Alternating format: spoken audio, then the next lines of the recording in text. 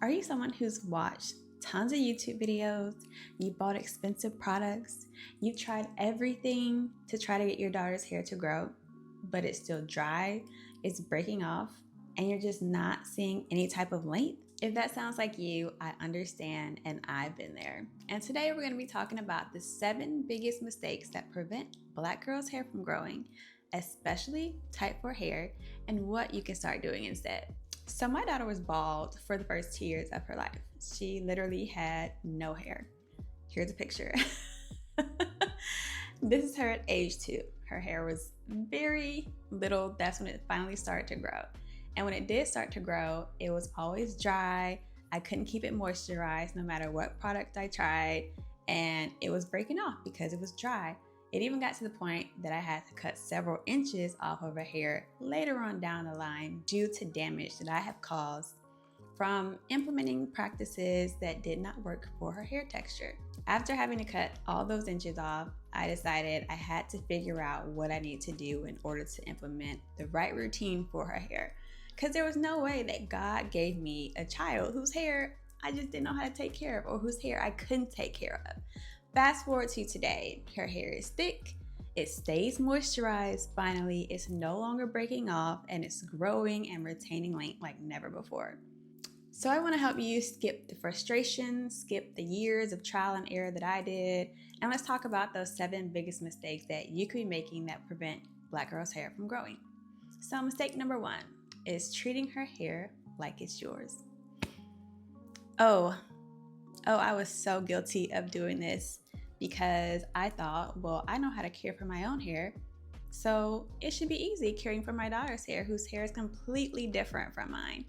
So I was causing myself frustration when her hair didn't respond to the products I was using, and it just didn't retain moisture the way that my hair was when I was using what I would consider good products. For example, if you've seen any of my twist out videos, if you followed me for a while, you know this is my go-to for my twist outs. I love it. My hair is moisturized, all that good stuff. But when I used it on my daughter's hair, it was like, what is this? What are we supposed to do here? It did not leave it moisturized. The shine evaporated. It was just not a product that worked for her hair. That's when I figured out, all right, I need to find something else that works for her hair, and I discovered hair porosity. I have medium porosity hair. She has high porosity hair. So after I understood the porosity, I was able to find products that actually worked for her hair, that allowed it to stay hydrated, that prevented me from being frustrated on why is this just sitting on top of her hair. So I do have a cheat sheet below that you can download. It's completely free. It talks about hair porosity, so if you're confused on what that means, download it below. Let's move on to mistake number 2, which is over styling and over manipulation. So I was doing my daughter's hair basically every morning. If we had somewhere to go, I was brushing the edges, redoing the ponytails, all of that.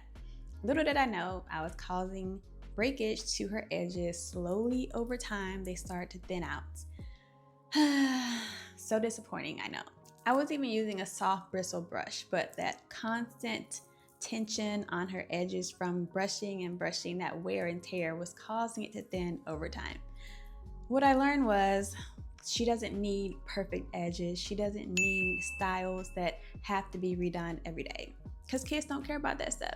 They care about maybe a bow, what color bow they wear, but they need styles that protect their hair, that keep their hair moisturized, and that actually last. So let's talk about mistake number 3, which is moisturizing the wrong way. So when people ask, how do you keep your hair moisturized throughout the week? Well, moisture doesn't have to be re-added to the hair throughout the week if it's properly styled from the beginning, which starts at wash day. So for example, if you're trying to use oils, which I was trying to use these fancy oils and butters that claim to be miracle workers.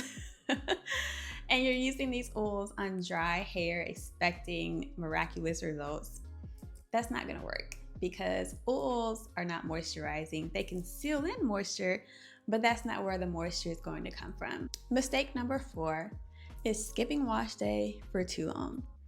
Now, I know life gets busy. I know we all have other stuff to tend to, but the longer you go without washing your daughter's hair, the longer the detangling session is going to be, the more work it's going to be for you, and the more stress it's going to be for your daughter, because most kids don't like getting their hair washed. Mine doesn't. Does yours? So when you have a routine set in place, it allows the hair, for one, it doesn't dry out as much, and two, it's able to respond better to the water and also the products.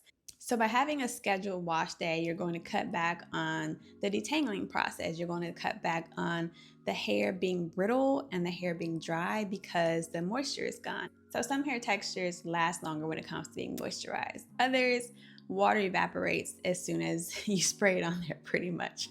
So water starts to leave the hair slowly each day. So 2-3 weeks go by, 4 weeks even, there's no water left. So if you're wondering why you're having such a hard time when it comes to washing your daughter's hair, or when it comes to the hair being dry, take a look at how far in between your wash days are, because if you're going too long, that's a mistake that you could be making also. Mistake number 5 is not trimming enough or skipping trims altogether. So like I told you, we had to cut several inches off my daughter's hair, and that hurt me because it took so long to even get her hair to grow that I wanted to keep every single inch. I didn't want to cut off any inch because she barely had hair for so long that when she finally started to get it, I wanted it to stay there. Like, that was going to be another setback. But I knew had I held on to those split ends and those brittle ends that it was only going to set her up for failure later on down the line, because those ends are going to break. So if you didn't know, split ends travel up the hair. They don't somehow miraculously come back together no matter what shampoos or conditioners or products claim to make. They have to be cut. So if you're not regularly trimming, especially for type 4 hair, because that tends to be the driest texture, you may want to look at your daughter's ends, examine them, and see how much needs to be cut. Now we trim regularly and her hair has been able to retain length and we're not having the breakage issue. Mistake number 6 is using the wrong products for her porosity. So people have a lot to say about like hair texture and hair type when it's like type, what is it? A, B, C, type 1, 2, 3, but porosity is really where the good stuff matters, like when it comes to the right products. Because if you're not familiar with porosity, there are 3 different types. There is low porosity, medium porosity, and high porosity. For example, my hair is medium porosity, and medium porosity hair is typically not as picky when it comes to products, but high porosity, it likes those thick products. So like I mentioned earlier, I was using products that weren't really for her hair because she has high porosity hair. She needed heavier products.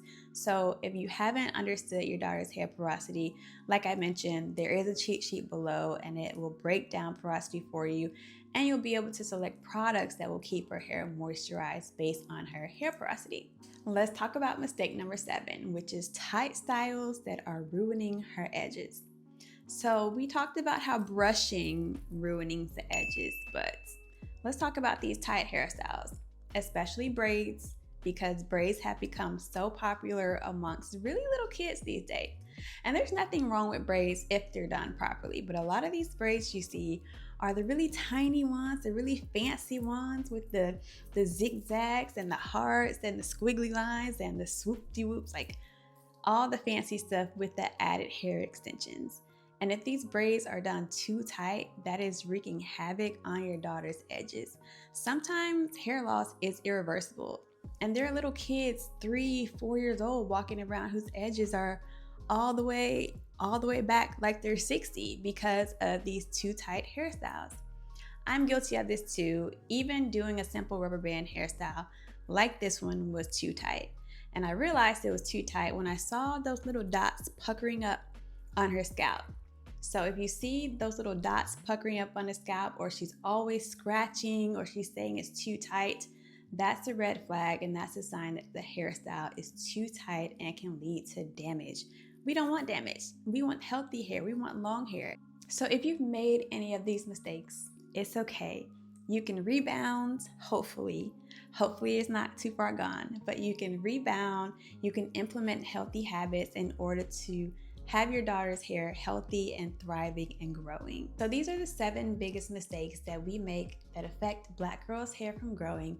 So stop doing these today. If you want your daughter's hair to be strong, to be long, to be breakage free, let's move forward. Let's take a step back, evaluate what you're doing and the health of your daughter's hair, and it will make all the difference. If you do want to know the exact routine that I use for my daughter, I put it all in a guide that you can check out below. Download it today and you will see the difference in your daughter's hair. Like this video if it helped, subscribe for more hair tips, for more results, and I'll see you in the next video.